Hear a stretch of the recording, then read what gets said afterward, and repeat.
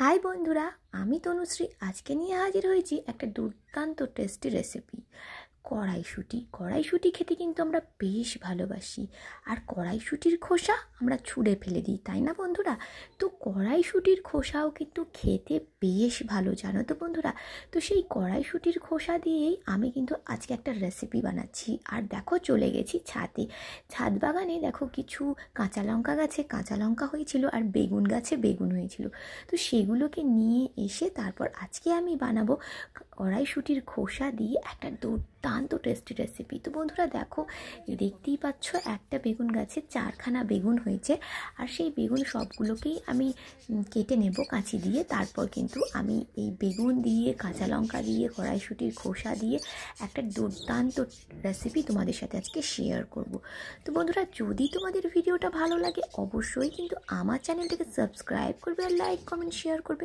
আর বন্ধুরা, নিজের হাতে ছাদ বাগানে লাগানো গাছ থেকে যখন ফল পাড়া হয় না, তখন সে যে মজা, কত মজা, সেটা আমরা ভালোভাবেই জানি, তাই না বন্ধুরা? পয়সা দিয়ে কিন্তু সব কিছুই কিনতে পাওয়া যায়, বাট নিজের হাতে চাষ করা গাছের যখন ফল হয় তখন সেই মজা আর বলে বোঝানো যায় না। তো বন্ধুরা দেখো, নিয়ে নিয়েছি বেশ খানিকটা কড়াইশুঁটি। আর কড়াইশুঁটিগুলো ছাড়িয়ে রেখে দেবো আর নিয়ে নেব কড়াইশুঁটির খোসা। তো বন্ধুরা দেখো, এরকমভাবে কড়াইশুঁটির খোসা বেশ কিছুটা নিয়েও নিয়েছি। আর তোমাদেরকে দেখাচ্ছি, মাঝখানের যে শক্ত অংশটাকে ওটাকে ফেলে দিয়ে কিন্তু মুড়িয়ে চারিদিক থেকে আমি কিন্তু স্কিন ভেতর দিকটা নেব না, যেহেতু মাঝখানটা শক্ত থাকে। তোমরা অনেকেই কড়াইশুঁটির খোসা দিয়ে বিভিন্ন রকম রেসিপি হয়তো খেয়ে থাকো। তো বন্ধুরা, যেরকম গোটা রান্নায় কিন্তু গোটা গোটা কড়াইশুঁটি দিয়ে কিন্তু গোটা রান্না হয়, তাই না? তো বন্ধুরা, এই দেখো, এরকমভাবে হালকা করে এরকমভাবে চেপে ওপরটা নিয়ে নেবো। আর ভেতরে দেখো একটু শক্ত একটা একটু শক্ত মতন অংশ থাকে, ওটা কিন্তু ফেলে দেবো বন্ধুরা। তো দেখো, এই জিনিসটা আমি নিয়ে নেব। তো বন্ধুরা, এরমভাবে পুরো কড়াইশুঁটির খোসাগুলো আমি ছাড়িয়ে নেব। আর এই তরকারিটা কিন্তু ভীষণ হেলদি, ভীষণ টেস্টি, জাস্ট নিরামিষ একটা ভীষণ মজার রেসিপি। তো বন্ধুরা, নিরামিষ নয়, আমিষও বলতে পারো, বাট আমি এই তরকারির মধ্যে দেবো কিছুটা চিংড়ি মাছ। বাট এটা তোমরা চিংড়ি মাছ ছাড়াও করতে পারো। তো বাড়িতে কিছুটা চিংড়ি মাছ ছিল, তো সেই জন্যই ভাবলাম আমি চিংড়ি মাছ কটা কাজে লাগিয়ে দিই। তো এই দেখো, কড়াইশুঁটির খোসা বেশ অনেকটা ছাড়িয়ে নিয়েছি, আর যেগুলো শক্ত অংশ বাদ দিয়ে ফেলে দিয়েছি। এই দেখতেই পাচ্ছ, একদমই নরম গায়ের খোসাটা নিয়ে নিয়েছি। আর ভালো করে কিন্তু জল দিয়ে ধুয়ে নেব। আর দেখো, কিছুটা বাঁধাকপিও অল্প পরিমাণ একটু বড় বড় করে কেটে নিয়েছি। দেখো, গাছের বেগুন, কিছুটা ওই কুমড়ো, আলু আর টমেটো আর কাঁচা লঙ্কা। তো বন্ধুরা, এই দেখো, গ্যাস অন করে কড়া বসিয়ে দিয়েছি। আর কড়াই দিয়ে দিচ্ছি কিছুটা তেল। আর তেলটা গরম হয়ে গেলে দিয়ে দিচ্ছি 5 ফোড়ন। এখানে পেঁয়াজ রসুন ছাড়াই আমি এই তরকারিটা করছি। তো 5 ফোড়নে দিয়ে দিচ্ছি আলু, লম্বা লম্বা করে কেটে রেখেছিলাম। আর এই আলুটা দিয়ে একটু হালকা করে নেড়েচেড়ে একটু ভেজে নেব। তারপর কিন্তু সবজিগুলো আমি দিয়ে দেবো। তো বন্ধুরা, দেখবে চাষ করে সবজি খেতে, সেই সবজির স্বাদও অসাধারণ লাগে আর খেতেও ভালো লাগে, এই আর কি। আর মজাও লাগে, বেশ মজার লাগে। পয়সা দিয়ে তো অনেক কিছুই কিনতে পাওয়া যায়, তাই না বন্ধুরা? কিন্তু নিজে হাতে যখন একটা গাছ লাগাই, ছোট থেকে সেই গাছটা বড় হয়, তারপর যখন ফল হয় না, তখন সেই মজাটা আর বলে বোঝানো যায় না। তো বন্ধুরা দেখো, একে একে সব সবজি দিয়ে দিয়েছি। ওই বেগুন, কড়াইশুঁটি, কুমড়ো সব দিয়ে দিচ্ছি। আর দিয়ে দিচ্ছি, দেখো, এখানে ভর্তি করে 1 চামচ মতো আদা বাটাটা দিয়ে কিন্তু একটু ভালো করে কষিয়ে নেব। তারপর মশলাগুলো দেবো বন্ধুরা। মশলা বলতে গেলে বেসিক যেই মশলাগুলো আর কি, লঙ্কা, হলুদ, নুন, জিরে, ধনে গুঁড়ো, এই আর কি। তো বন্ধুরা দেখো, সব মশলাগুলো দিয়ে দেবো।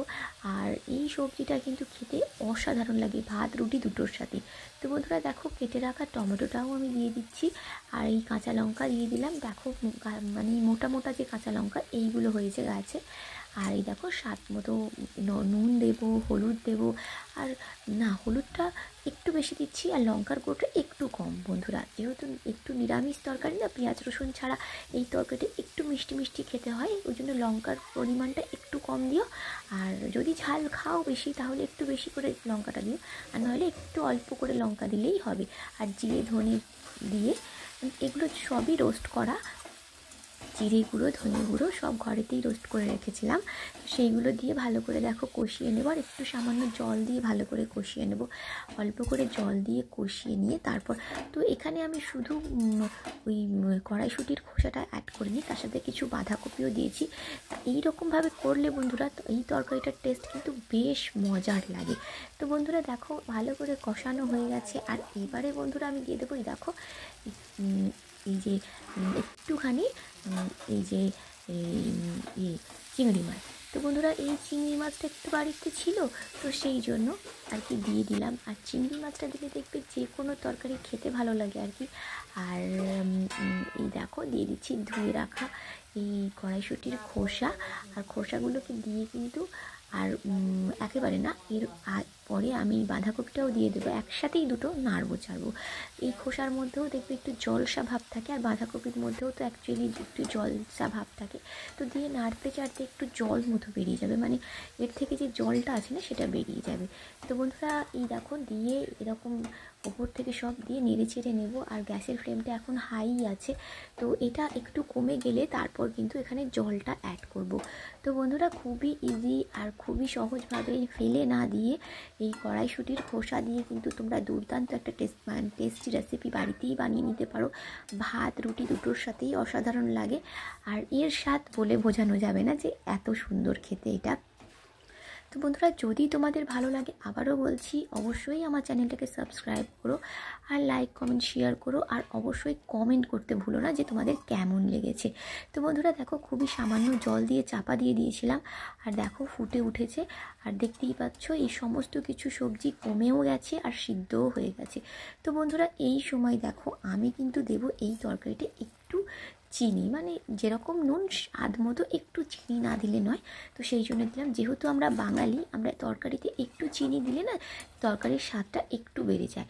তো বন্ধুরা চিনিটা অপশনাল, তোমরা দিতেও পারো বাট নাও পারো, বাট চিনিটা দিলে খেতে কিন্তু বেশ ভালো লাগে। আর দেখো কিছু কুচি করে রাখা ধনেপাতা আগে থেকেই কুচি করে রেখেছিলাম, তো সেইগুলো উপর থেকে কিন্তু দিয়ে আমি কিন্তু নেড়ে ছেড়ে দেবো। তো বন্ধুরা দেখো সামান্য সামান্য একটু, মানে একদম শুকনো নয়, একদম ড্রাই হয়নি, সামান্য সামান্য একটু ওর মধ্যে অল্প অল্প জল রয়েছে। তো এই অবস্থাতেই কিন্তু বন্ধুরা যেন মাখিয়ে খাওয়া যায় এই রকম আমি নামিয়ে নিচ্ছি।